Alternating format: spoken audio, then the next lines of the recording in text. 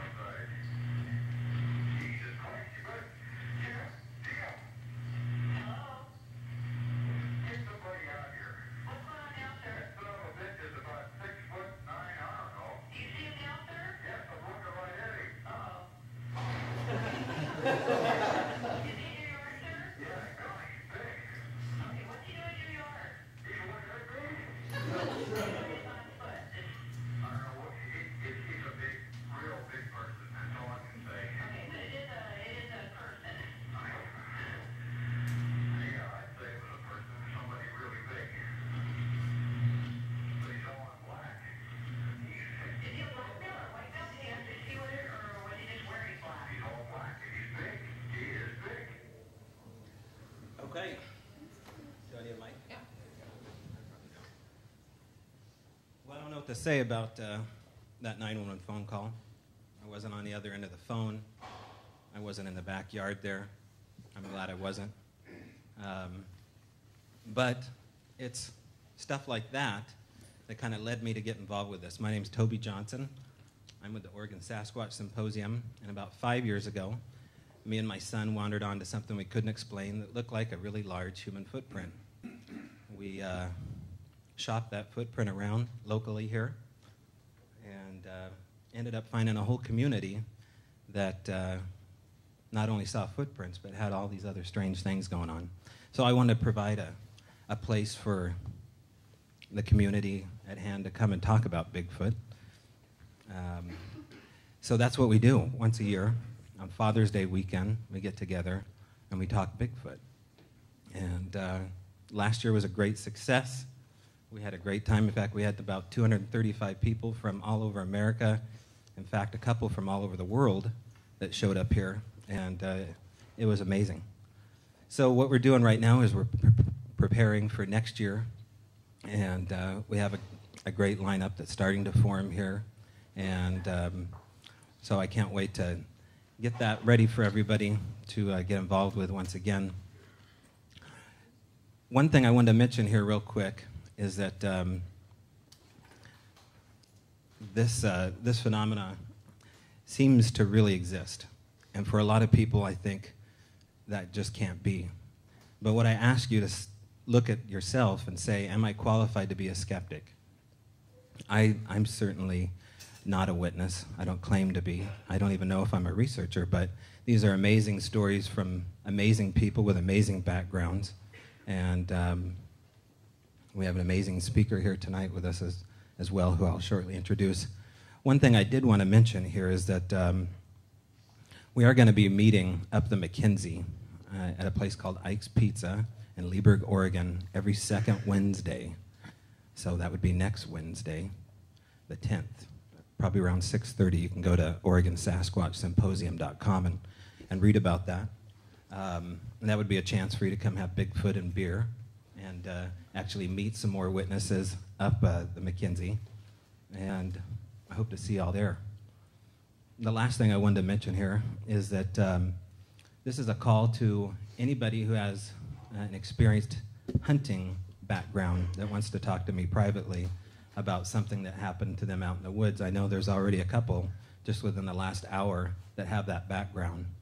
But if you have that background of hunting and you've had an encounter or a witness of some kind, please get in touch with me or grab one of my business cards. Well, it's the day after the election. Some of you are depressed. Some of you are totally happy. Our next guest and speaker tonight wasn't on the ballot, but if he was, he'd probably be under a true independent. I'm proud to introduce an amazing author, a great teacher, and a fantastic guy, Thom Powell.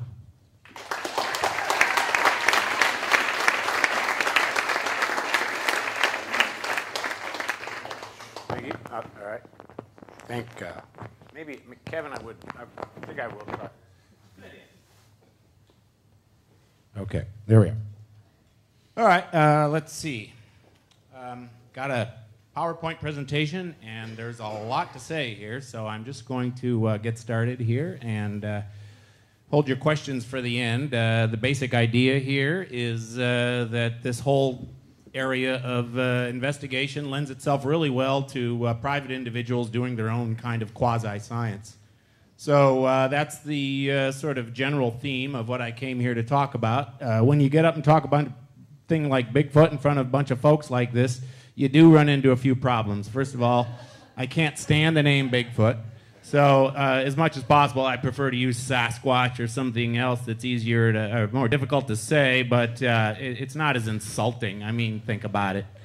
Would you want to be named after a part of your body? If I was, I would be Big Head, and I don't know. So it's kind of degrading. I think it keeps a lot of people from taking the subject seriously. So that, I think, is one big problem with the name. The other problem is there's all this humor involved, and it's hard to resist. So I don't resist making jokes about it, but that doesn't mean I don't, take the subject seriously enough. But hey, with a lot of built-in humor, you got to use it. I will say that there's way too much to talk about in an hour. I'm going to try and keep things to hour and 15 minutes at the very most. Questions can go all night, and I don't know. The answer to all the questions is the same. I have no idea. So we'll take the questions at the end, but hold your questions and give me about an hour to hour and 15 minutes to get through the information. The background on any audience like this is really quite varied, maybe too varied. You got people who are just kind of like, tell me about the subject, I don't know anything, and then there's people in this room who probably should be up here talking instead of me. So that makes it kind of difficult, and the solution that I have is, first of all, I go really fast, and I try not to talk down to the audience. If anything, I might talk over their head. That is, I prefer to focus on what's new, what are we finding out there right now. So that's kind of going to be my emphasis in general. In a general way, too, my field experiences is the basis of my information, but only my experience isn't really going to be quite enough. So I also draw heavily from the experiences of other people, some of whom are in this room. So there are all these people out there pursuing this topic, and there's a great deal of information that's being accumulated. It does seem, too, that you get these interesting patterns, and so much of what I talk about is the patterns that we think we're seeing. And then, of course, we try to make some sort of unscientific conclusions, recognizing the fact that I really don't have any proof per se, but I'm not a scientist either, so too bad. I am a science teacher, and even though I don't have good evidence, I do get a lot of observations, and I guess much of what you end up with for making these patterns and conclusions in the Sasquatch biz is a bunch of observations. The biggest observation really comes in the form of sighting reports, and that's just somebody who takes some sort of official effort to send in or log whatever it is they experience. So that's what the sighting reports are all about. And in general, in science, sighting reports are not any kind of scientific anything. But it is interesting that in the area of medicine, they don't call them sightings or sighting reports, but they call them case histories, and they do use that as a way to approach mysterious conditions and so forth. So they do try this kind of unscientific approach in certain scientific disciplines, but they have a slightly more elegant name, and that is case histories. But whatever it is, it's really weak evidence. But if you get a lot of weak evidence, sometimes you can get something that you can go by. I will say that Kevin Hatfield, who is where? Is Kevin around here? There he is. He's sort of our host here. And I appreciate Kevin having me down, and Toby, who you just met. And as Toby said, the reason that I guess I'm here is I did write this book once upon a time. 2003 it came out. And basically in this book I said some things that were fairly radical at the time. One was that, well, first of all, I just put in a bunch of anecdotal data that had not been presented before. However good it was gathered from throughout the nation by way of a website or two. And then I also said that there is this thing going on called habituation, and that is these people who seem to have repeated experiences with these mysterious beings, creatures, animals, whatever you want to call them. And so the word habituation comes from Goodall and Fosse and these people who did stuff with gorillas and chimps, and the whole idea is getting them used to you and you getting used to them to where you have this sustained interaction, at least on some kind of on and off basis. I published one particular account of something that happened in a part of Oklahoma. You pronounce that name Honaby. And there is this family that lives there, the Humphreys, and they were basically claiming habituation, and they weren't too happy about it. It wasn't something they meant to have or encourage, but it sort of found them. And I did write about that, and I did also suggest that what I was finding through these kinds of reports is suggestions that there's a higher intelligence involved that may sort of defy the description of what you might call an animal. Well, I guess if you think of ourselves as animals too, then maybe you can still use the word animal as opposed to plant. Anyway, it does seem that what we're looking at is it begins to challenge what we think we know about the world.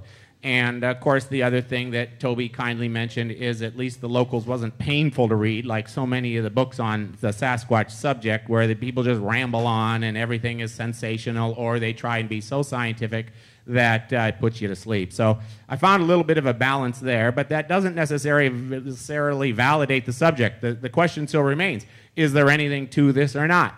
And I guess I'll do my best to give a few sort of basic thoughts. One is, of course, that this is the creature we're talking about, and this is from that famous film clip of about 60 seconds in duration taken by two cowboys in Northern California in 1967. And so what is this thing? Is it a person, or is it somebody in a costume? And in order to resolve that, there's a few things that people have tried to do, and one of these guys is this professor guy from Idaho named Jeff Meldrum, who's right there. And what he's showing is the profile of one of the guys who claims to be the guy in the suit. The problem is there's too many people who are claiming to have worn the suit. There's like at least 3. Well, this guy right here in the middle is Bob Hieronymus. And he said, that was me, and I lived down the street from the cowboys who went to Northern California, and I wore the costume. Well, so what Meldrum did here is he put Hieronymus's profile up here, and then he fitted the size of the photograph that you just saw to Hieronymus. And what you see is that the shoulder isn't in the right place, the hand is too short, the arm is too short, the hand is too high, and the knees are too low. If you change the shape of change the size of the creature so that the knee matches the knee, which you'd have to do if you're going to wear this costume, your knee can't be anywhere but where the bend in the suit's going to show. So if you put the knee of the guy next to the knee of the guy in the suit, then all of a sudden the guy's about a foot to a foot and a half too short. That is not Bob Hieronymus in that costume. Maybe Shaquille O'Neal, but Shaq wasn't born in 1967. You know, you got some problems here, and that's basically what, you know, you could talk about all night if you just were talking about, no, folks, Bigfoot really exists. What Meldrum thinks is that this creature, this Sasquatch, really resembles this skull that we have of Gigantopithecus, and he's saying that it's a pretty good match. So that's obviously not a human skull, and so what he's saying, it's some kind of apish creature. Well, if you take it back a whole bunch of years, you do find that historically there is a great deal of mention of these things in legend and myth. Even scripture, anything in the Bible referring to beasts, demons, devils, or things from the underworld seems to be sort of synonymous with what we would describe as the Sasquatch of today. In Greco-Roman mythology, there are also references to these kinds of creatures, and they also sort of fit the description of what we might see today as the Sasquatch phenomenon. And then the Native Americans, same thing. There's so many Native American references that I had to give it a separate slide. These are all different Native American terms for the same thing. There's some, you know, question about whether squaw is actually referring to just a generic female Indian, but my thinking is that in many cases squaw is actually a derivation of that word that's easier to pronounce, and that would be Sonequa. Anyway, there are also a lot of place names around here and around the Mount Hood National Forest that seem to suggest that something's going on that has to do with some sort of devilish kind of beings. And all of this seems to roll up into one general thought, which is expressed by these two Russian researchers, Bayanov and Borstev, and they're saying, man, don't ignore these oral traditions. They're not scientific, but they're telling us a lot of stuff. And they also seem to be surprisingly consistent in and of themselves, and also with what we seem to be, you know, experiencing today in the Sasquatch realm. So what the heck is this thing? Well, you know, a lot of people say undiscovered ape. A lot of people say, no, it's too sophisticated, that maybe, you know, cavemen aren't dead yet, or you know, they're Neanderthals and various other pre-humans or human how do you say it, predecessors might still be walking around on the earth. Then, of course, some people say, no, it's way too sophisticated for that. It's something else. It's equal to us, or maybe in some ways more sophisticated than us. It just has a very misleading appearance, which we take for something primitive. So then it gets even weirder. I mean, there are people who go, no, it's ETs, and they kind of go, ooh, okay. Not sure I'm equipped to go there, but there are, you know, you got to explore all the possibilities. And there's, of course, one more possibility. What is it? What's the last possibility? It's fake. It isn't real. So the question then is, if you ever take a philosophy class, you got to go with the simplest, you know, Occam's razor. Take the simplest explanation. What's the simplest explanation? I'd say what? Fake? I think it must be fake. You know, there can't be anything to this. Well, that's been treated by this Glickman dude. Jeff Glickman, PhD, forensic guy. He lives in Hood River. And he took on he did the one and only scientific treatment of the Sasquatch hypothesis. His hypothesis was that it's all fake. And he could not verify his hypothesis. He found that the sighting locations were too consistent, the creature descriptions were consistent, the eyewitnesses' integrity was much greater than he thought. In some cases, they even took polygraph tests, they passed, and he basically said, according to his statistical treatment of it, he could not discount the whole fake hypothesis. So that gives us some problems. All of a sudden, fake isn't the easiest one anymore. So what's the second simplest one? Well, in terms of letters used, I guess it's E.T. Who wants to go there? I don't know. There is an interesting little news item that is only a few weeks old. Anybody ever heard of this thing right here? Anybody know what that is? No? Well, that is what? Gliese 581 is a star. Gliese 581c is the third planet out from this star, and it is the most recent planet that has been found. And it is, as you say, a Goldilocks planet. In other words, it's in that zone where it's considered habitable. They have found a habitable planet, at least in theory. And this was announced only 3 weeks ago. It's the smallest extrasolar planet ever found, and it's, about right distance to an about right star, so that it seems to be, in fact, a habitable planet, and it's only 20 light years away. That's kind of troubling, because all of a sudden we can't ignore the possibility that there are other things out there, and they're pretty darn close. And this is just the beginning. This is the first one of these, and I'm here to tell you that in 10, 20 years, they are going to have so many more of these that it's going to make your head spin, and all of a sudden the idea that we're alone in the galaxy is going to be a hypothesis that's completely untenable. But at the same time, what do we got? You know, science really can't take on this thing very well. The data just isn't there. We got eyewitnesses and subjective accounts that you just can't rely on. So what does that give us? Well, first of all, I better back up for a second and tell you that I'm not a scientist. I'm a science teacher, and I started out as being rather skeptical of the whole Bigfoot thing. I was a city dweller, and that makes a big difference in how you look at things that go on, allegedly, in the woods. However, I was also interested in rivers, whitewater, so I moved to the country, and I moved out specifically to the Clackamas River area, and unbeknownst to me, Clackamas County, Oregon, has more Sasquatch sightings than any other county in Oregon. It also ends up being, that I did not suppose, that there is a great deal of wildlife activity along virtually any river. And these are travel routes for wildlife of all kinds, Sasquatch or whatever. And also I found that my neighbors had sightings to claim, and they were also of the feeling that Sasquatch isn't something that stays in the wilderness. And so me being on the rural fringe, all of a sudden I realized that, wow, this could be actually around here. So this was actually a fairly troubling realization for me, because I did fancy myself all scientifical. And, I just didn't really want to take that on. Well, another interesting thing happened in the 90s. The internet was invented, search engines were invented, Bigfoot websites proliferated, sighting reports started to be collected by all these websites, and the researchers, as they call themselves, all of a sudden were legion.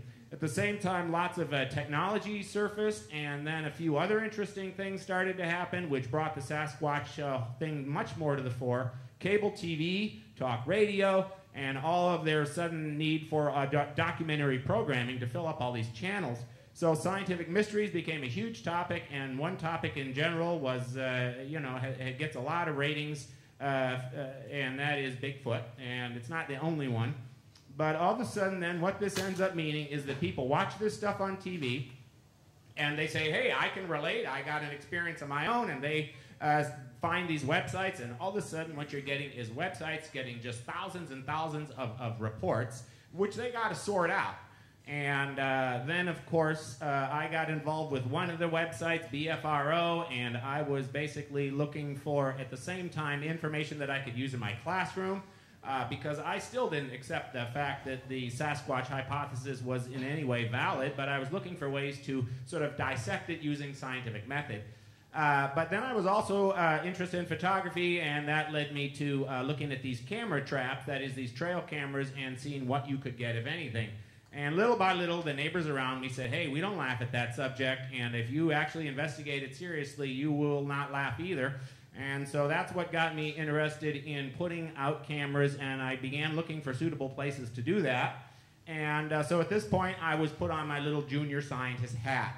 And I'm sort of saying, hey, this is a valid concept for lots of folks. You can do your own little science. Lots of people have. The Wright brothers weren't scientists. There are these people who, this gal right here figured out all of this stuff about sparrow language by watching birds at her bird feeder. She's not a scientist or anything, but she made huge strides in ornithology. This Jane Berry gal who lives in Portland made major discoveries in botany by collecting plants in the alpine areas of Oregon.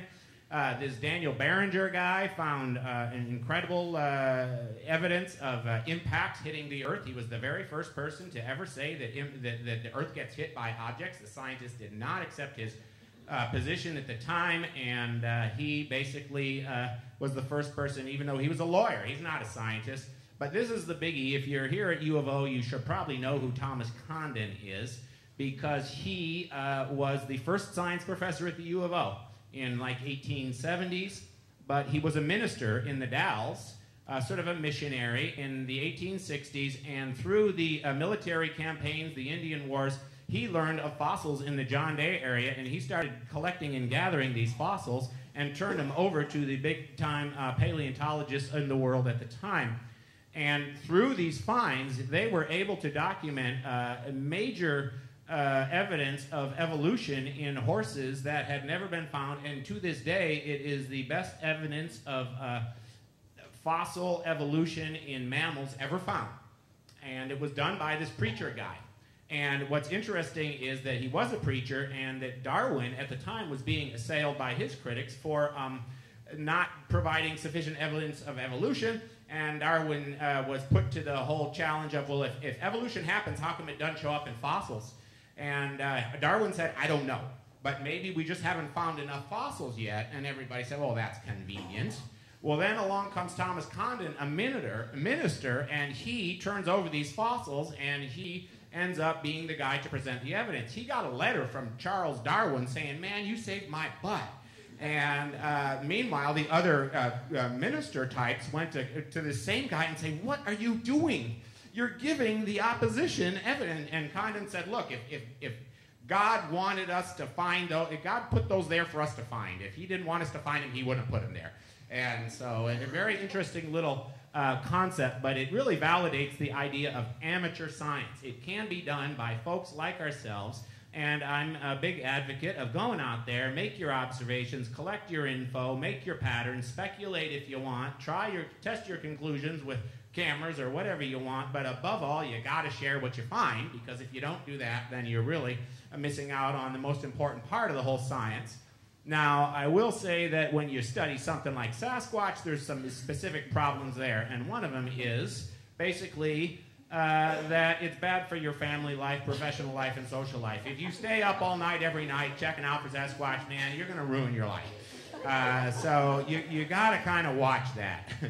But I will say that it's also a problem because people don't take the Sasquatch idea seriously, and so you have to maintain a little bit of indifference yourself for healthy purposes. Don't be known or seen or called a Bigfoot believer. I can't stand that word because it makes it sound like a faith and various things. And it's like, I don't believe in Bigfoot, but I'm open to the possibility, and I'm certainly trying to collect evidence. But don't let yourself be branded as a believer. I do acknowledge the doubt. I don't try to convince other people, that is to, get out there and get everybody thinking that Bigfoot is real. I've stopped caring so darn much, and I don't let people say, oh, hi, Tom, you found Bigfoot yet? I mean, I hear that all the time, and all I can say is some little quip about, well, I don't look for Bigfoot. I let Bigfoot find me. And so, that's a joke, but the idea is that, look for the humor in the subject, don't be afraid to use it, laugh at yourself, and don't spend too much time on the computer because, boy, it just gets into quicksand real fast. Anyway, the other thing is put it aside from time to time. You got to take a break from this stuff. It can take over your life if you're not careful.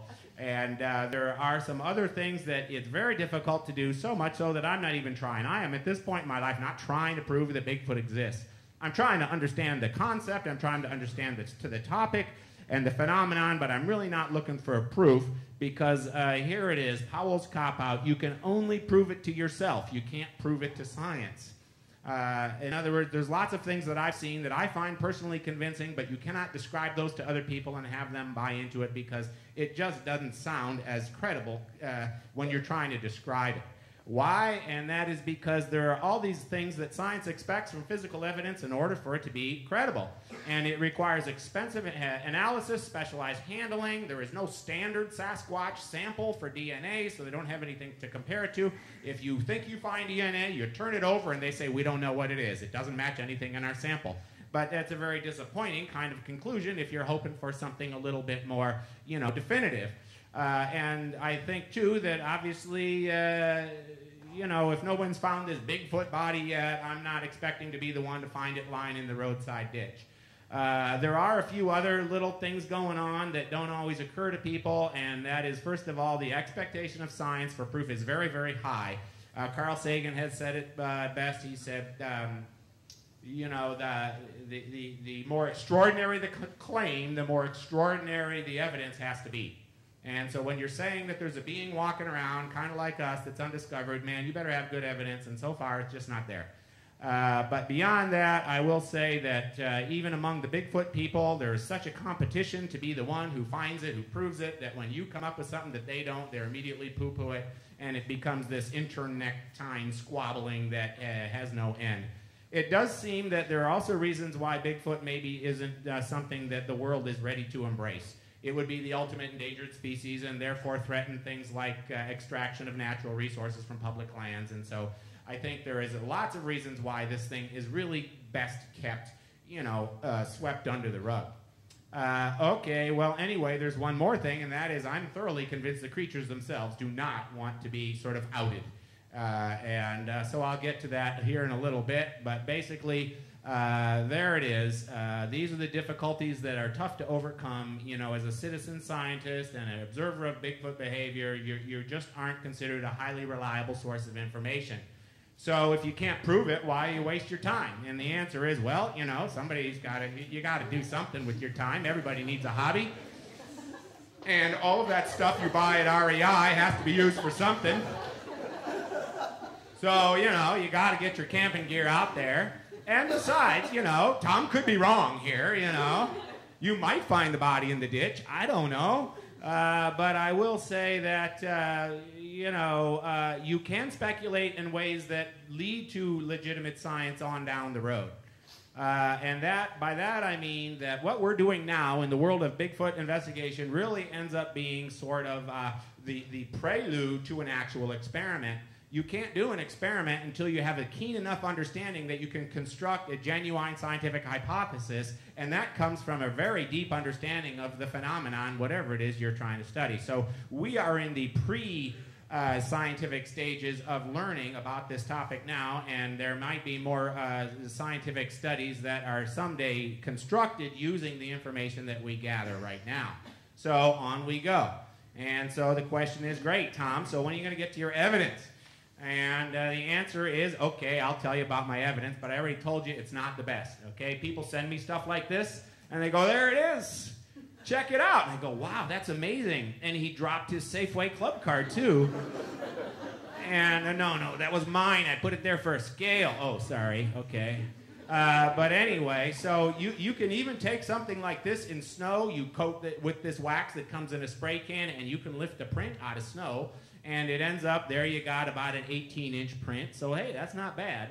That's a pretty big foot. Now, you could talk about this stuff all night. You know, entire conferences are having to do with footprints, and I really don't have time to go into it, so I'm just going to gloss over this whole line of evidence and say that this set of 2 footprints is one of the more credible set. It comes from what's called the Bossberg prints, and it's over 1,000 footprints that were found going across a plowed field in the middle of winter in Bossberg area of northeast Washington. One of the footprints was completely, you know, sort of unblemished, and the other one was mangled as if it had been somehow mauled in a trap or something like that. And 1,000 footprints were collected in this series, and they weren't all cast, but they all showed the same features. So that's considered really good evidence. The best evidence that probably exists for Sasquatch right now is probably footprints.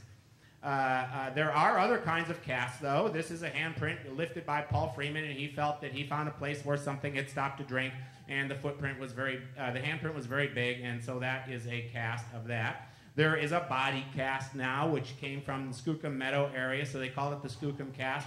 And of course, what they think is the thing sat down, and so they poured a bunch of plaster in there and got an elbow and an arm and a butt and a leg and all of this stuff. So the joke is that it's the butt cast. This is my favorite piece of evidence. A guy sent me this from Kittitas, Washington, Guillermo Hollander, and the lady who lived down the road from him said Sasquatch put its face on her window. And man, he thought, should I take this class out? Man, we could get DNA from this. This is going to be so cool. We got the evidence. And I'm like going, I don't know, Guillermo. That may or may not be the greatest evidence. And he's going, what? Look at the size of that mouth. That can't be anything. Well, it is true that if you look at those inches there, that's about 4 inches across on that mouth. And I put my face on the glass, and my mouth was 2 inches. So my mouth is pretty big, and that thing's a lot bigger. But, you know, I'm trying to be all scientific, and I'm going, I don't know, Guillermo. It may or may not be what, you know, you can't tell.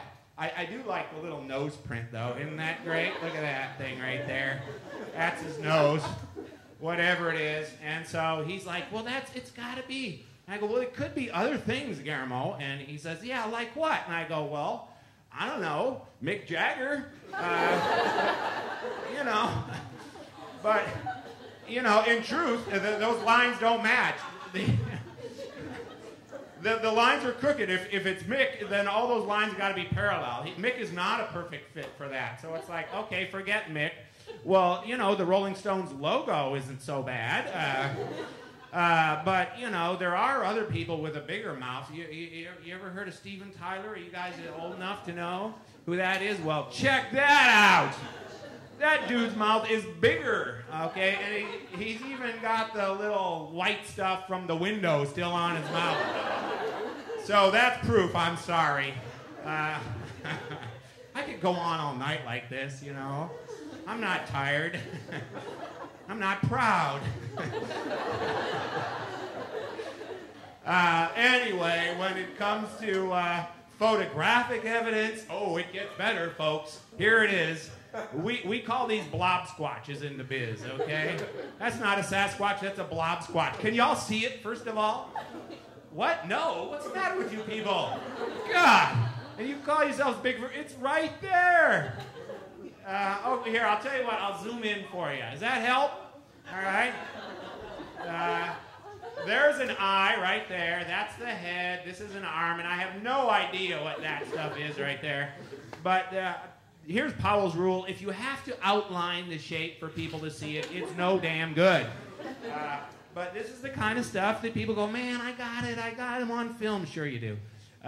So anyway, I will say I tried real hard to get on board with this. I set cameras for 2 summers for the U.S. Forest Service, and they gave me a crew, and we put stuff around, and we were looking for anything we could find. You know, this wasn't about Sasquatch. But we got bobcats, and we got bears, and we got different things. And let's see if my little thing is going to advance again. There we go. First of all, we did find that the bears show an interest in the little camera gizmos. The bears are not, there's something that the cameras give off that seems to give their presence away. And that is this little, you see that little box on the wall there, on the tree? That is what the camera is being triggered by. And so the whole idea that those things are not detectable by the creatures in the forest is probably not true. But that's the way you do things for Forest Service protocol. You put the meat in a little mesh thing, and that way the creatures have to work to get it off of there. And we never got any Sasquatch pictures.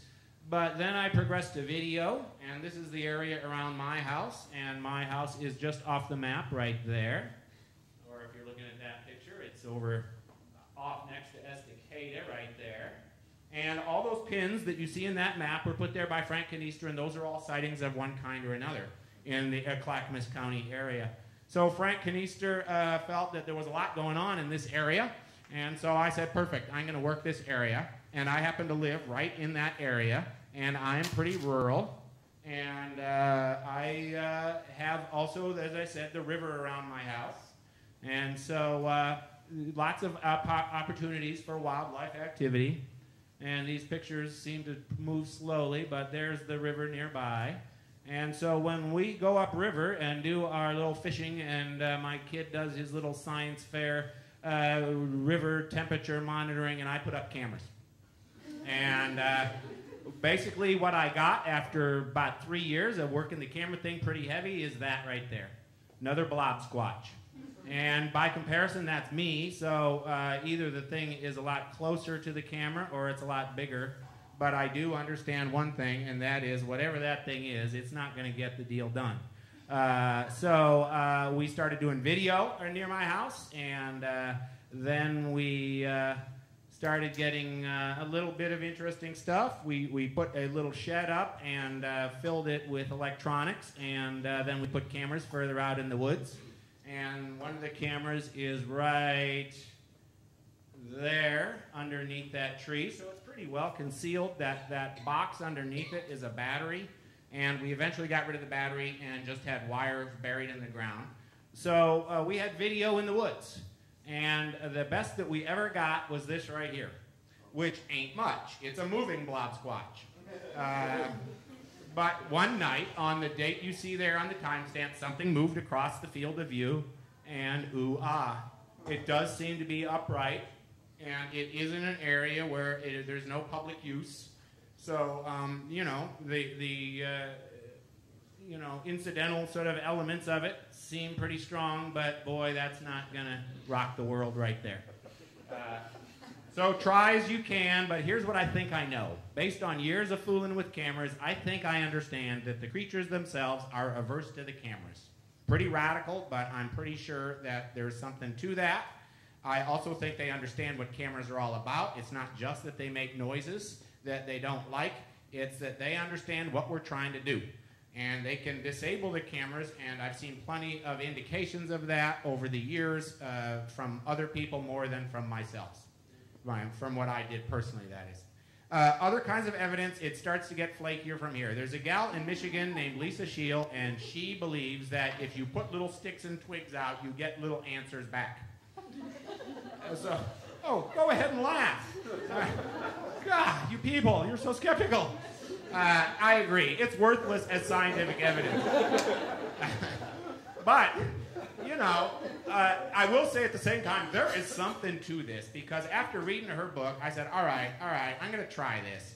It does, however, have value only if you're working in an area where people are not generally going. That is a woods you know really, really well, and for the most part, people otherwise are not using. And I'm fortunate enough to be in an area like that, so I can put these things around. I can try little games with the sticks and twigs. And first, I just started looking, and sure enough, as I looked around, I did find that there are some very subtle and very interesting things going on. As I'm walking along, I'd find some little stick that's bent in some sort of improbable position, and then I would put a little stick next to it, and I would make a little, you know, configuration of my own, and then I would move on, and then I would come back and do my best to remember the situation, and then see what happens next time I came. And then in other places, I found that then there were these sticks that were broken in funny ways, that were too high to reach and didn't seem to be weather related. This one right here is bent down, and that just appeared one day in the middle of summer when there wasn't any storminess or anything like that. I found places like this that I couldn't explain, but you know, I guess it's possible someone leaned those sticks there. There are the diehard Sasquatch people who go, oh, that's a teepee structure, and it's like, well, I don't understand what shelter that's going to provide. But it does seem like some kind of marker, all right? So I find these things, and then I found this one area where there was like 50 things going on. It's like, oh my God, it's Blair Witch time. And so I said, all right, let's work this area. And so what I would do is I would put little sticks of my own. I made this little pattern. I'd perch the sticks, and I would try to always do the same pattern so I could remember what was mine and what wasn't. And little by little, I started paying attention. You know, I started noticing much more. And darned if these things don't get moved. Darned if our little answers come back. Just last week, I found this one on my property, not too terribly far from the house. And this is a sort of crescent-shaped vine maple branch. And there was no vine maple above that it could have fallen onto this branch, and it landed right on that twig, and it is balanced incredibly delicately and precariously right there. And as soon as I touched it, it fell off. I picked it up and sort of took a picture of how the way it balanced on my finger, and all I can say is that thing wasn't there 3 days ago, and then the next time I walked by it was, and it was rather delicately placed, and that was one of the best ones I've ever found, and that was just last week. So, I don't know, maybe Mr. Squatch wants to get in the talk here, but okay, what's going on with this? I would say this Lisa Scheel gal is, in some form, correct. Something is definitely using this woods at night, and it's a very sentient being, that is, it's very attuned to subtleties, it seems very intelligent and aware of the comings and goings of folks like myself. It's very stealthy and cagey, and you can prove it to yourself, but I am not probably proving anything to anybody in this room by showing you that stuff. But that's kind of what I end up with time and time again. I'm impressed with the things I find, but I also know that it's just not going to rock the world. And I keep coming back to that again and again, and it seems like maybe that's kind of the agenda that's going on here, which leads us to this whole idea of habituation, and that is people who say, hey, I got these things coming around on some kind of regular basis. And so why aren't they afraid of people? Well, I guess it's something to do with the individual involved. But the view is that you can have sustained interactions, and I did write about this first of all in this place in Oklahoma, and then through the BFRO I found another situation up in Washington where Alan and April Hoyt outside of Centralia, Washington, same thing. They're going, oh yeah, we see 3 different generations of them. We call them Grandpa, Dad, and Little One, and we see them all the time, and they were very used to this, and I was fascinated by this. There is also one in Tennessee that a lot of people dispute, but this is another one of these well-known habituation sites. And there are more recent examples, and there's a couple folks in this room who are going, hey, I got that too. And this is one guy in Vermont who wrote this book, which basically is talking about the same thing in his area. So this is a thing that's starting to surface more and more. And a gal in Northern California basically has the same thing going on in her area, and she's saying several things. She's saying the number of the Sasquatches varies due to things having to do with weather, but over a 6-year period, they never left. They are not migratory. They hang around for extended periods of time.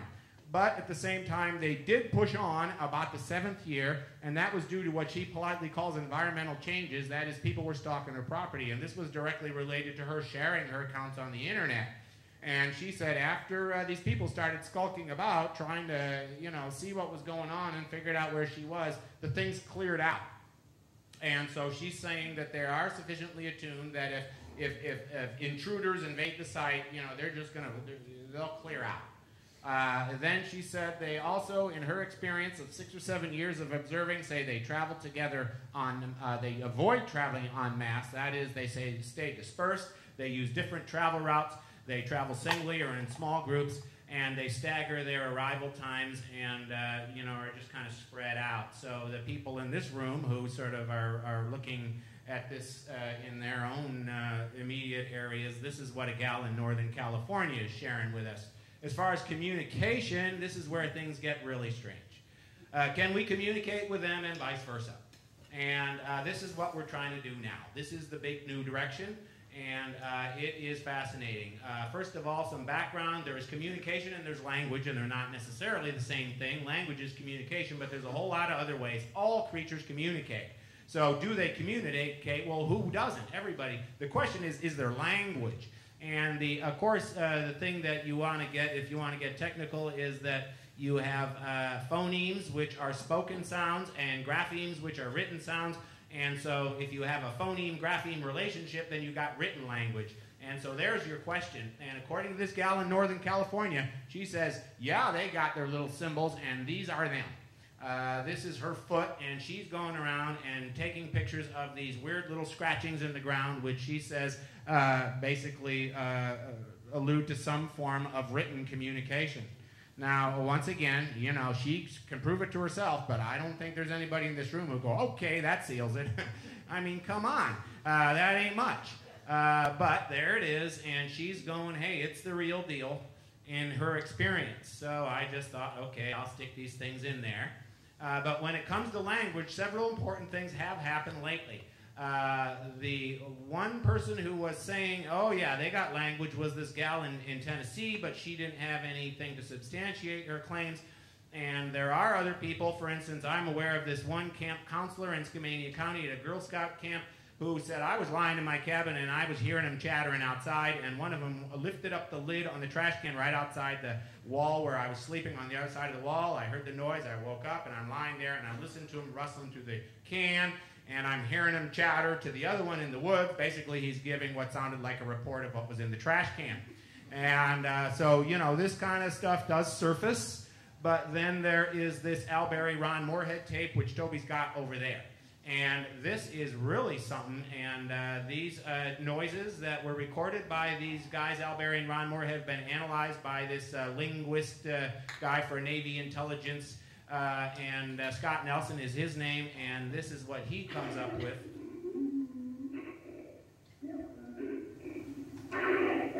fall.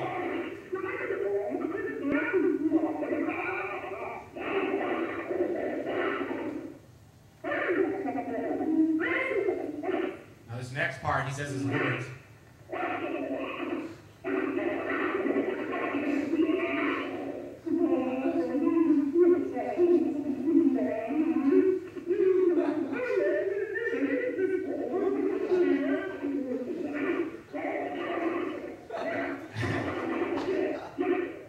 He's trying to take that and break it down. And he's got this encryption software, which you can get now on the internet, but he got it from Navy intelligence, and he has broken that down, and he says he's identified words, and he says one of the words he's picked out of there is food, and this Scott Nelson guy has really done some fantastic work with that tape. That's just a fraction of what's on those tapes. It really is something, and Scott Nelson says that is beyond human range of speech. So Scott Nelson says that's the real deal. He knows a lot more than I do, but that's, I think, something interesting to watch in the future. So basically what it all says is I think there's pretty good indications, at least, that, yeah, there's language with these bad boys. And the work that Scott Nelson has done on this Moorhead Berry tape is really very thorough, and he has the credentials to, speak authoritatively on this. There are other ear witnesses, but I also understand that this does not constitute proof, but it is a pattern. Now it gets really strange, and so bear with me if you doubt some of this, but these are other forms of communication that could exist. And the one interesting one that I get from people a lot is that they imitate other creatures. And it's like, oh, shut up. I mean, all right, so now every high coyote call isn't a coyote, it's a person, it's a Sasquatch. And what Alan and April said, well, we heard them, they would use our names. They understood our names. They would say mom, and I would hear mom being called as if it was my kids, but it was coming from the woods. In other words, she felt that the creatures learned from their kids what their names were, and the creatures would use them. And it goes on from there. But so then the question is, well, then how do you know whether any sound is real? And the answer is, well, technically you don't. If you see the thing making the noise, then you know what made the noise. But if you don't see it, you can't be sure. And I do know that around my house, there are sometimes some rather odd-sounding calls that, sound a little bit like the coyotes, but aren't perfect matches. And it just kind of goes on from there. There's even a guy in Northern California who says, I heard this gunfire coming from up this ravine, and there wasn't supposed to be anybody up there. And so I was going up there to scold these guys about shooting where they weren't supposed to be. And he climbed up this ravine, and here he saw this Sasquatch slamming his hands together so hard that it was making these noises like gunfire. So, all I can tell you is what people hand on to me by way of their own little anecdotal reports. They are unverifiable, and so it goes. Tree knocking is one that most of the Sasquatch folks are always out there trying. There are other kinds of things that do represent maybe potentially communication. There are, say, people say, boy, I've smelled the weirdest smell. I'm just walking, and all of a sudden I smell this funny smell, and it's not always a horrible smell either. In some cases they say it's a very pleasant, fragrant smell, but it just comes on in such a way that they say I can step into the smell, I can step out of the smell, I can step back into it. I mean, it's very definitely there and not there, but they're at a loss to explain how it is being created. And then, of course, there's lots of people who've had this feeling of being watched, or these prickly feelings of I got to get the heck out of there. And some of these people are fairly credible. A Forest Service biologist I worked with on the camera project told me that she was investigating an area for wildlife surveys, and she just got chased out of that area by this horrible feeling of dread that she just didn't belong in there. And she saw the crows all gathering about, and she felt that it was right over there, and as she advanced in that direction, she said, I really got to the point where I couldn't take another step in that direction, even though I tried. And she just had to back out of there. She was literally in tears with feelings of dread and anxiety, and so when she finally left, it bothered her so much she went back 2 days later, and there was nothing at all unusual about the situation in the exact same place. So she was at a loss to explain it, but she was kind enough to share it with me and say, well, this is what I get. What do you think it is? And I said, well, I don't really know, but I do know that lots of other people who think the Sasquatch thing is for real report the same thing. And she goes, well, that helps at least me appreciate at least knowing, because up to that point she had no idea what it was. But this is one thing that you do run into a lot. And then the other one, which is even creepier, is this ultra low frequency vibration that is called infrasound. Well, then there comes ventriloquism, and this gets really weird. Rick Snyder is this guy who told me, hey, well, that they can, communicate with you telepathically. And I said, no, Rick, I did not know that. And he said, well, they can, and they wake me up and they say, come out and bring some food, because I have this way, I put out food for them, and they wake me up at night and say, come out, we're hungry. And so I said, okay, Rick, thanks very much. And in my heart, I knew that I knew Alan and April. And Alan and April, I was fairly convinced, had the whole habituation thing going on, so I was going to ask Alan and April, which are the Hoyts. And so I said, Alan, April, this guy says that there's this communication going on.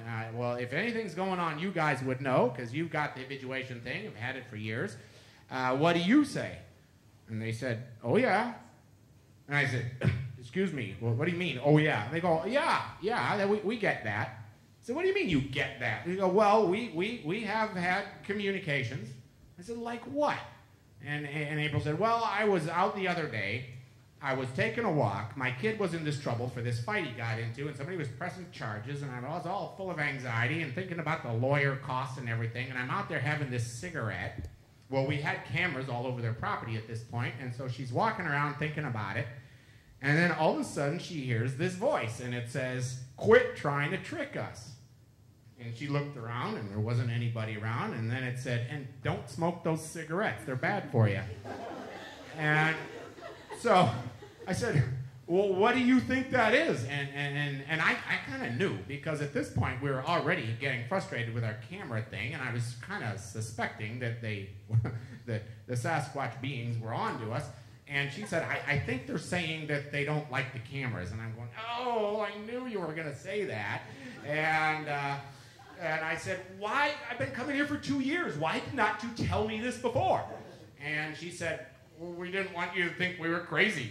And so it's like, okay, you're not crazy. Now, is there anything else that goes on like this? And they go, well, yeah, Nina, our daughter, gets it all the time. They wake her up and they say, come out and play. And so it's like, whoa.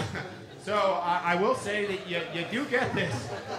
So my question to April is, well, but wait a minute. So you're trying to tell me they're speaking to you in English? And she said, well, that's the only language I speak. And so, okay, how do that go? I don't know. But, I will say that there are probably other people in this room who are going, I can relate to that. But we're not going to ask anybody to stand up. Anyway, infrasound is another one that seems to be this ground wave vibration. And infra means super low, as in infrared, which is the opposite of ultra. And then, of course, sound, like light, you can have these different frequencies. So super low vibrating, super low frequency sounds. And they are known to create nausea, and they are used by the military, and they are experimented with for military purposes, and they're also used for submarine communication, but I can't tell you more because it's top secret. But I will say that people do have these feelings of getting in some way zapped when they're out there. They're lying in their tent, and all of a sudden they feel this weird tingliness, and like something's out there, and I don't know what it is, but it's sizing me up, and I don't like the feeling at all. You get this sudden coldness. It feels, they say, like being microwaved. I don't know how anybody knows what it feels like to be microwaved. Doesn't sound pleasant, but that's what they're saying. And they say you can feel it in the ground, and you can also sort of step in and out of it. And then the other thing I've heard from several people is, next thing I know, these helicopters show up. And that's got to creep you out. But what they're thinking is that, there are military awarenesses of this, and then therefore it's being investigated when it's detected. The obvious question is, how the heck can a living thing do that? Where does it get the energy to do that? How does that, what's the purpose of it? Is it just to intimidate you, to get you out of there? Is it some kind of communication? We have no real answers to any of this stuff, but it does seem to be that it's some kind of like manipulating of you. They're throwing a vibe at you, which is maybe just intended to disable you or something, I don't know. it really doesn't matter to me, but the question I think it brings up is this whole idea of field theory. And that is it possible for your mind to do things that go outside your body? And more they're saying, heck yeah, it is. There's a lot of work that's being done on this. And these are other examples of this sort of fields, that our minds really do create fields. And so it's not out of the question. Even bees, we do not know how bees communicate to this point. You can take a queen bee, put it in a box in the center of the hive so that there's no sight, smell, or sound that is able to be detected from that bee. But as long as that queen bee is in the hive works normally. Remove the queen bee and the hive turns to instant chaos. But even though the queen bee can't be heard, smelt, or felt by the other bees, she somehow is directing that hive in a way that we do not understand. So the idea of field theory is being investigated a great deal these days, and there's one well-known author named Rupert Sheldrake who talks about this a lot. If you're interested, I would recommend his work. So as far as intelligence and so forth, all of a sudden, if this kind of stuff is going on, if there's anything to any of this stuff, then all of a sudden you see where we're going. The intelligence that's implied by all this is considerable. So how do we gather intelligence on this intelligence? I don't know. Do they have unique mental and physical capabilities? Probably. They certainly have strength, speed, and acute senses. They seem to have some ability to cloak their awareness or to just basically muddle your perceptions to where they can be near you and you are not always aware of it. And it does seem that there is this alternate means of communication that exists. Based on all of this, I would say that it seems that adult creatures, at least, do have sensory capabilities that we absolutely do not. And therefore, to regard these things as any kind of primitive is just a big mistake. Let me give you an example. I'll tell you one and only one story, and that is, it started with some interaction I had with some Indians, and they were telling me what they think that the creatures eat. And they said, we don't think they like apples, but they like apple pie. They don't like a raw chicken, but they'll like a baked chicken with a little bit of paprika. In other words, they eat what you eat. And so I said, okay, thank you very much. If that's what you think, I'll take it. And so then my buddy Kirk and I decided that we were going to try this out. So we took a apple pie. I baked 2 apple pies, one for the family and one for Sasquatch. Can't forget the family here. And we took one pie up to the woods. Now, before I explain too much, I got to tell you that I live in this area where there's all this Christmas tree farming going on. And if you don't tend your Christmas trees and they get too big, this is what happens. You get this really dense forest. And it's really, really super thick in there. And it looks kind of ominous by day, but man, when it is dark, you wouldn't walk in there to save your life. It is really spooky in there because it is absolutely dark. So keep that in mind, and keep in mind the area that I'm working, and that is, first of all, around Estacada, but also we took the pie to Fish Creek, and Fish Creek is, well, my little pointer isn't working so well right now. This is Fish Creek and the Clackamas River right here, and we drove the pie up to Fish Creek, and we walked into this area right here, and it's about 30 miles from my house. We left the pie hanging in a bag on the stalk of a branch sticking out from the tree, and then we went home. We hung around for a while, and then we went back to my house, and then by the time we got back home, it was about 1 o'clock in the morning, and then Kirk had to take off. But this is the basic area. So Fish Creek is in the middle of the National Forest area, and then my house would be in the white part downstream, so about 30 miles away. Okay, so then I decided about 1:30 in the morning I'm going to take a little walk, and I'm walking down the trails around my house that look like this. They're kind of creepy and thick with foliage in the summer, and I'm walking along this trail, except it was pitch dark. It wasn't like this, it was more like that. And all of a sudden, on this steep hill that I'm walking next to, as you see here, there comes this crashing down the hill. And so I, of course, figure, well, it's a deer or something. But it's coming right toward me. And so I move over to the side, and then it changes course, and it's coming right toward me again. And so at this point, I'm thinking, well, I'm pretty sure it's a deer, but I don't want to get bashed into by deer, especially if it's got a big old rack. One of those things could kill you. And so I kind of hightailed it down the trail to this tree right here, And that tree, which you can barely see, has a bench right there next to it. And so I stood up on the bench next to the tree, and so the trail was clear so that this deer or whatever it was coming toward me could just go right on by.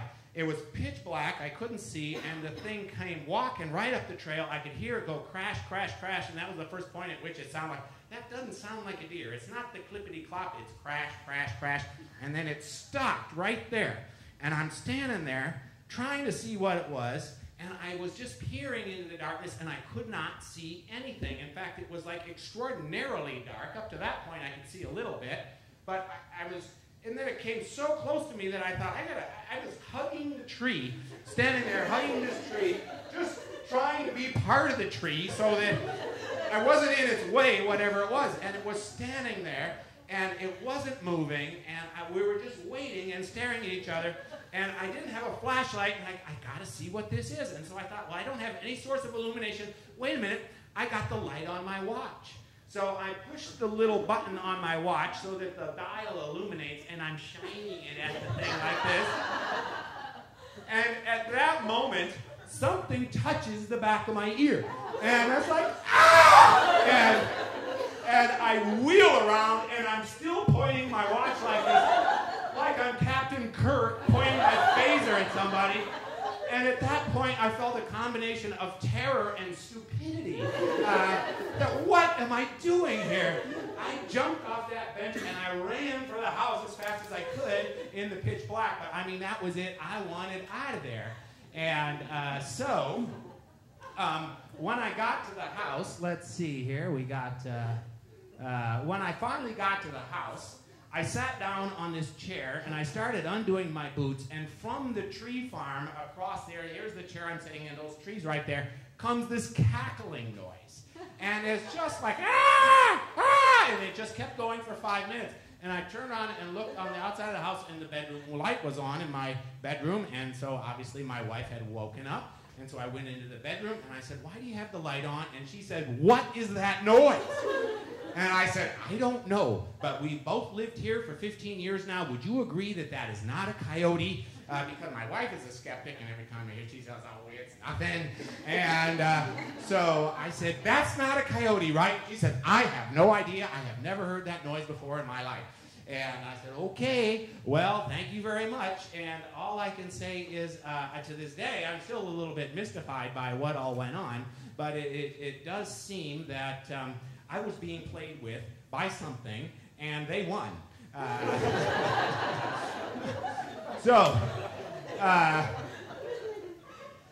There is a saying, there is a bit of Indian lore in the Clackamas drainage. The Clackamas band of the Chinook Indians, they say that the Sasquatch creatures that live in the Clackamas have this rite of passage, this rite of manhood, in which when you are considered an adult Sasquatch, the thing you have to do to prove your manhood is you have to run up and touch a person without them seeing you. And so I remember thinking, dude, well, okay, I'm glad I helped the fella grow up. So anyway, what does all this mean? I would say human versus pongid. In other words, pongid is ape, and I would say, man, these are intelligent beings. They do not need or desire our civilized lifestyle. They know we are pursuing them. They do not wish to cooperate. They do want to be left alone. They learn and adjust their behaviors in response to observed human behaviors. In other words, if you're seeing pouring plaster and impressions in the ground, they are going to stop leaving footprints. And I've seen that again and again. So they avoid leaving tracks when they are made aware of our interest in them, and same with cameras. So females and children are more trustworthy, the humans that is. Kids are more trustworthy than males. Females are more trustworthy than males. Go figure. Anyway, Sasquatch also inhabit areas much closer to population than you might think. Their cunning, stealth, and speed are much greater than most people realize. And if you want to build trust among these things, it takes a long, long time. Unavoidable conclusions. Yes, there's language. They even got humor. I just keep thinking about what happened to me, and I cannot help but think that they were playing games with me. And I think that noise that I heard from the trees while I was taking my boots off, they were laughing. They were high-fiving each other. Oh, that was beautiful. That's all I can come up with, but I think they are intelligent, sentient beings. They have Zen-like patience, and they do have some ability to mimic sounds. In other words, in general, they seem to be some form of anti-humans. That is, they are the diametric opposite of day-living folks like us. They occupy the nocturnal hominid ecological niche. They are the nighttime version of us. Humans adjust their environment to suit their needs. It seems like the Sasquatch adjust their needs to suit the environment. And so, of course, that makes them, a much more eco than we are. The Sasquatch most certainly possess sensitivities and capabilities that we do not. How far these capabilities go, I have no idea. But they can operate in total darkness. They do possess several forms of communication. They have several effective means of intimidating you if they don't like you or don't trust what you're up to. And they can generate certain types of fields that challenge our understanding of physics. They are consistent. This is all consistent with Indian interpretations, and the Indians basically say they're a tribe. They are not animals, they are not apes, they are a tribe. A very mysterious tribe, to be sure, but they are a tribe nonetheless. And this is according to these Grand Ronde tribal folk, and they say there's one area, it's not the casino Spirit Mountain, but there's an actual Spirit Mountain, and they say this is an area where you go to get in touch with these beings, and it is on tribal land, and you're not allowed there. Other forms of communication do seem to exist. They do seem to have extended families. Human actions are very much observed by the Sasquatch, it seems, and as I said, trust building takes years, and the creatures do have very different personalities. There are some people who say the ones around them are not nice, and the ones that seem to be around me are fairly benign. I haven't had any kind of horrible things happen to me yet, and so I think that I can see how from place to place there might be a very different personality to these things, whatever they are. Other forms of communication and so forth, though, you do seem to get, and the creatures will go away. And this, according to the gal who lives in Northern California, she says she witnessed extended families, and she built trust, and the creatures will leave if you try to sneak up on them, but they will come back. Now, here's where it gets really interesting. I've done some research about other places in the world where there are hunter-gatherer people. And these creatures, these are people, first of all, that are living in the forests in places like South America and Africa and Indonesia. And these are not Sasquatches, these are folks. And they also operate very much like the Sasquatch would around here. In other words, there has been all the scientific study done of these humans that are called forest-dwelling hunter-gatherers. And these are different groups of humans that we know of around the world. In the Congo, there is the Mbengele and the Mbuti and the Efe, and these researchers have studied these people. And then there's the Hasda, the Pena, the Mbogu, the Khoisan, and these are all places where there are bands of people that live in complete isolation from civilization as we know it. And the ethnologists who study these things have different names for them. My favorite one is FDHGs, forest-dwelling hunter-gatherers. And so for the next few slides, think about FDHGs. But basically, they're clans of people that do live in the forest, indigenous people, if you will. And among the FDHGs, there are several interesting characteristics. One is they need a lot of energy, so they got to have a lot of food because they live outside all the time. They are highly mobile, and they change their camp conditions a lot. They move around, and since they move a good deal, they do not build much in the way of dwellings, and they don't have very many possessions, and their main personal belongings are tools. They don't build much else. They basically practice subsistence technology, and the information about hunter-gatherer populations around the world is very sparse, and this leads to misperceptions and misinformation. And all of these populations of people practice avoidance from, other civilized folk who live around them. They're all self-sufficient. They're hunter-gatherers. Now, again, these are people, but the similarities should be eventually kind of obvious here. All hunter-gatherers practice an egalitarian way of life. In other words, everybody's equal. The populations guard against outsiders by disguising their speech and mimicking animal sounds. Where have I heard this before?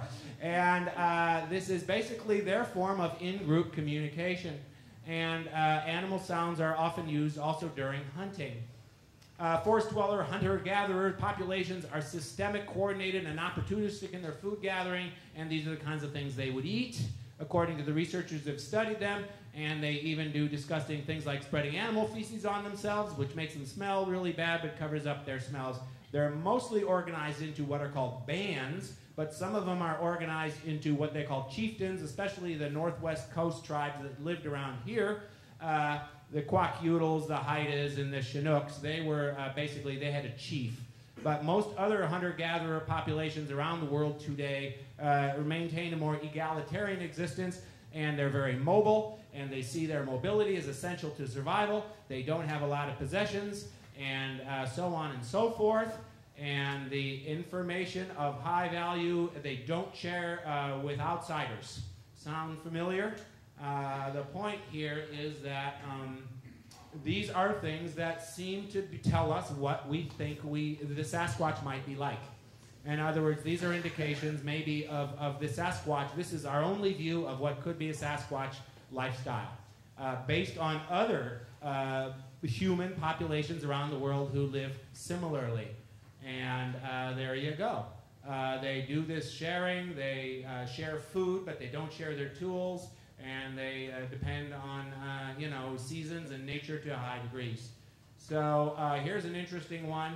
They've all experienced mistreatment and exploitation by outsiders. They are generally considered as wild animals by people who live around them. And gee, doesn't that sound familiar? Studies indicate that most of these people are they avoid interactions with outsiders. So you can suppose that the Sasquatch people would be of the same sort, and they're very alert and perceptive, and most contact between humans of our type, the civilized humans, and the hunter-gatherers, deception. There's a great deal of deception going on. So, once again, the pattern becomes clear. And the last ones are, of course, that people who live near the hunter-gatherer populations say, they're just animals, and therefore they're allowed to shoot them. And, of course, we see this a lot with the Sasquatch thing, too. So, basically, what does all this say? Sasquatch equals a Native American indigenous population. We got hunter-gatherer populations that still live in North America. And my hunch is that they are very much human, and this is basically what the Indians have always said. So if the Sasquatch exists, and if they're as intelligent and all that, then you really cannot study them, because it is impossible to do scientific study of an unwilling subject that is also intelligent enough to avoid you. So how the heck are you going to study these things? And the answer is you cannot use science. Science, as we know it, breaks down. What you're really doing is intelligence gathering. You're doing intel. And that is basically what we end up with. Those of us who are studying Sasquatch are basically spies. And so fine, let's do a little spying, okay? The intelligence gathering, basically, we can't isolate the variables. You cannot study these things scientifically for these reasons. You just can't control the variables. You can't get them to stay put. Okay, so anyway, so what? Let's spy. Or should I say, let's do some intel. And this brings us back to the Patterson-Gimlin footage. Here's the little famous clip. And then here is some work that's been done by M.K. Davis. The first kind of intel is, how big is this thing? What's it like? And so what they did is, that's Jim Hukin, the guy in the t-shirt. He's 6'2", and by superimposing the Patterson-Gimlin footage over Jim Hukin, you get a sense that the creature is slightly larger than Jim Hukin, maybe 6'7", 6'9", maybe as big as 7 feet. So there is a nice piece of work done by this astronomer guy named M.K. Davis, who lives in Missouri. And here is a slightly better version then, and this is same thing, and it's been stabilized. When the guys took this thing, they were understandably nervous and so on, and so they he did some stabilizing with it, and here, well, let's go back here a minute. Sorry about that. This is the stabilized image, and boy, this really gives you something to look at. And what M.K. Davis has done, he's increased the contrast so that it looks darker than it probably is, but he's seen several interesting things. One of them is, he says that that's not a sagittal crest on the head. That is a top knot. You know what a top knot is? Remember the Portland Trailblazer guy who, Brian Grant, had a top knot of hair? It's a little ponytail that sticks out of the top of your head. He says that's a ponytail sticking out of the top of that thing's head. He also says that's a ponytail on the back of the head. And he also says, with some enhancements, that there are braided hairs along the side of the head. So what he's saying is that this thing is doing its hair in some form that is sort of utilitarian, keeps the hair clean and out of the way. Other things that they think they're seeing is, first of all, it's got big butt muscles. And anybody with a costume would not probably have added that little detail, especially two cowboys from Yakima, Washington. There are clearly breasts on that creature, therefore it is a female. And also you see on the thigh on the near side, there is this slight variation in light, which is taken to be some kind of scar or injury or flexion of the muscle. And therefore what that is saying is that if this is a suit, this is the tightest, best fitting suit has ever been made. Even by today's costuming standards, you could not do that kind of work. Two cowboys in 1967 could have never put together a costume of that quality. So basically, the more you look at this and the more you study it, the more you begin to see that this is some kind of creature. The fingers are flexing, and therefore all the digits in this thing would work, and therefore it would be even more unlikely that there would be any kind of mechanical operation. So the work of M.K. Davis to highlight this and stabilize it the way you see here really adds to the amount of information you can glean from it, and it all seems to point to the fact that this is, it is what you're seeing. Notice how the head just whips around. He takes a quick look, and then he looks away, and that kind of mobility in a costume would be also very, very difficult to achieve. So everything about that to me says, I think that's the real deal. So basically what we got here is, if there's anything to this, the human family tree, according to this Ian Tattersall guy, he's a big name in anthropology, he said the human family tree has a lot of branchings. It's entirely possible there's a lot of branches out there we don't know about. Now when Ian Tattersall says that, he means dead branches, he means fossils. And what we're talking about is recent fossil discoveries like these. These are fairly old. Neanderthals and Java man are not new, but they were both von Koningswald discoveries back in the 40s. This is very new, Homo floresiensis, and only 18,000 years old. And yet they're saying it's extinct. Well, there is no reason that something that lived 18,000 years ago would have gone extinct. It made it past the Ice Age, and it made it past any other catastrophes. Why would something that's only 18,000 years old be extinct? It makes no sense. And then we got another one that has been found just within the past couple of years in Siberia, and that is a 30 to 40,000 year old specimen of bones. It's not Neanderthal, and it comes from a cave in Siberia.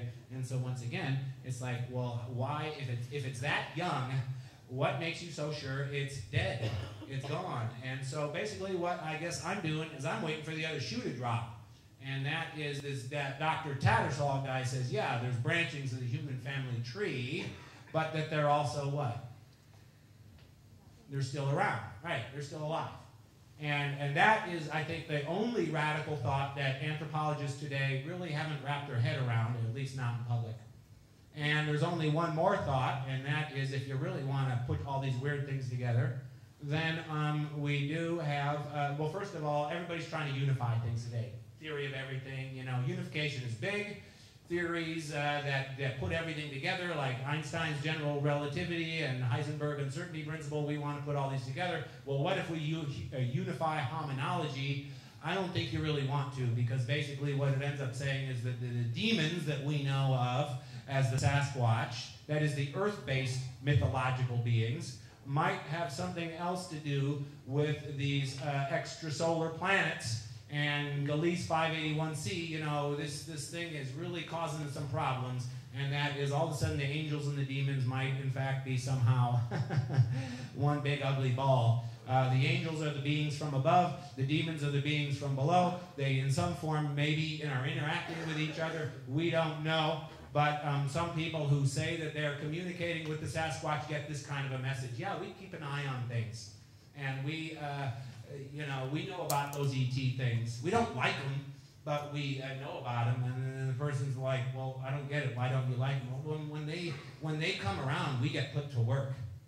And the person who's, says they have this communication then asks, well, what do you mean, put to work?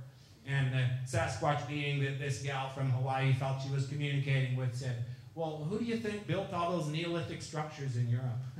These giant rocks that are perched on anyway. So it gets pretty ugly. But it does seem to suggest that the whole idea of mythology and the mythological explanations that have been around for years and that Zbaynov and Borstov have advocated, they might actually be onto something there. And all of a sudden, mythology might be more of an answer than we ever thought. And of course, the other answer is the Indians. They are basically saying the Sasquatch want to be left alone, whatever they are. They're powerful beings. Do not mess with them. You are in, if you do study them, at the same time, they're also studying you. They do know where you live. So if you do decide to mess with them, you better treat them like the IRS. Get on their good side and stay there. They live here. And they are basically, the locals. So there you go. That is pretty much all I got to say, folks. So I appreciate your patience, and that is the end.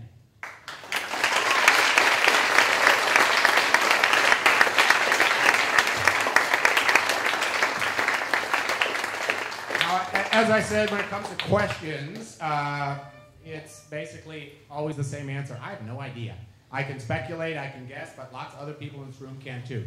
But I don't want to keep you people because I know you students have homework to do and beer to drink. But I went to college too. Anybody have a question or two very quickly before we break up here? Yes, sir. You touched a lot on what goes on in the U.S. How is it in comparison to the rest of the world? I don't know. Next question. Anyway, Bayanov is very conversant on stuff, and basically what the Russians are saying is they're Neanderthals. The Russians got them in the Caucasus Mountains, and they're studying them and have for years, and they're basically saying Neanderthals ain't gone yet. That's the Russian take on it. It does seem that in different parts of the world, the creatures manifest themselves slightly differently. It seems like some of them are more sophisticated than others. And the ones that they seem to be bumping into in the Caucasus Mountains in eastern Russia along the Iranian border, they see as very primitive. But the ones that are around here seem far more sophisticated than what they're describing in Russia. Then when it comes to Indonesia and other places, there's guys who are working on that now, and they're out there trying to buddy up to things just the way we're doing here. So it is being pursued. There's some serious guys in Australia who are really working it down there, Rex and Tony and these guys, and they're basically finding the exact same thing we're finding. The Australian version seems to match the descriptions of what we're bumping into down the line to the letter. But it does seem to be manifest itself in most continents, with the exception of Antarctica. Yes, in the back. The people who filmed the black and white, the famous tape, has anybody asked them where the costume is? Oh yeah, well Bob Patterson is Roger Patterson is dead. Bob Gimlin is still alive and kicking and a great guy, and he of course gets tired of answering the questions, but he says, "What costume? There's no costume. We're a bunch of poor cowboys. We rented the camera." And the fact that it was a 16mm camera meant that it lent itself to the kind of analysis that M.K. Davis has been able to do. If it was 8mm film, the quality would be much worse. But they said we were operating on a shoestring. We didn't have any suit. But certainly the guys who were saying that they had the suit, Bob Hieronymus and them, are basically saying, oh yeah, it was a suit. And they go, well, at one point they say it was a rented costume from a guy in North Carolina, and then they say it was a horse hide. So they're not even consistent about their own story. So it really starts to stink to high heaven why these people feel the need to step forward and create this whole web of stories about how they were involved in it is not at all clear. But no one has produced a suit because they know they can't. And as soon as they hold up the suit, it'll be more obvious than ever. I think they know in their heart of hearts that they wouldn't dare hold up a suit because nothing is going to give you the kind of results you see on that picture, on that clip. But good question, yeah, and you can read about this, but basically they say they got the suit, but we lost it, gave it away, sold it at a garage sale, don't have it. Anybody else? Sure. Yeah, I was wondering about there's a Michael Green sort of thermal photo that's been from North Carolina. Yeah, well, there's more stuff coming. We're sort of eagerly awaiting these people who say they got stuff. And of course, the problem is with most of these pieces of footage that people have now, they're trying to sell it. And it's my feeling, as soon as you try and sell it, you just ruined it. If you got something that you think is going to rock the world, there's only one thing to do and that is give it away. Make it available to anybody, anytime. Because if you try to sell it, you're immediately you're tainted goods. Your motivation is suspect. But there are people who have clips. I'm not particularly familiar with that one. I don't do the internet stuff as much as I used to. I sort of focus on my little area.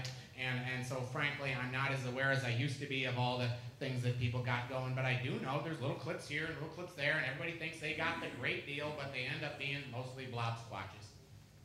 So I don't know, quite honestly, about that one, but I sure would like to see somebody come up with something really good.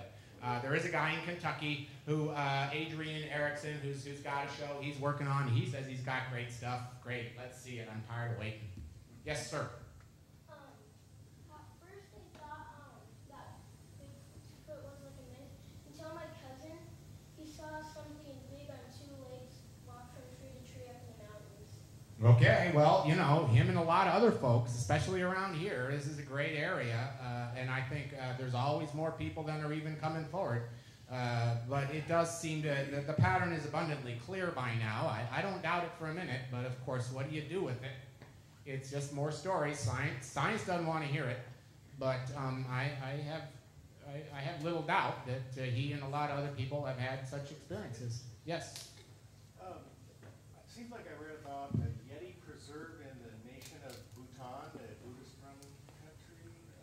Are you familiar with that? And any other legal protections for a creature that is uncertain? Well, it has to be proven before you can protect it, really. And now there is a law in Skamania County that you can't shoot Sasquatches, and that's mainly a public nuisance kind of a law. In other words, they don't want people running around in the woods with guns shooting at things that are walking on two legs. There are people who say, I'm going to make a Yeti costume for Halloween. I said, you might not want to do that. That's about the best way I know of to get shot. Because there are lots of people in this world. I know a few of them who are out there actively trying to shoot one between the eyes. And I don't try to change their mind because I know I can't. And they got delusions of grandeur when they shoot this thing and they're going to roll it out and they're going to be great and now they're going to move out of the little bungalow that they're living in now. But, it's like, okay, good luck. I believe that the beings are sentient enough around here that you're not going to get the drop on them. And if you did shoot one, you better have more bullets because you're in serious trouble. You're good luck dragging that thing out of the woods without getting your own limbs pulled out. Personally, I'm not too worried about someone shooting a Sasquatch. There's been people who have been trying to do that. Jack Sullivan worked that angle for years. He got nowhere. There's other guys out there doing it, and frankly, I've given up trying to talk them out of it because I don't believe they're going to succeed, and they're going to, basically wear themselves out first. Okay, well, thanks again for coming, and I could talk about this stuff all night, but let's go home.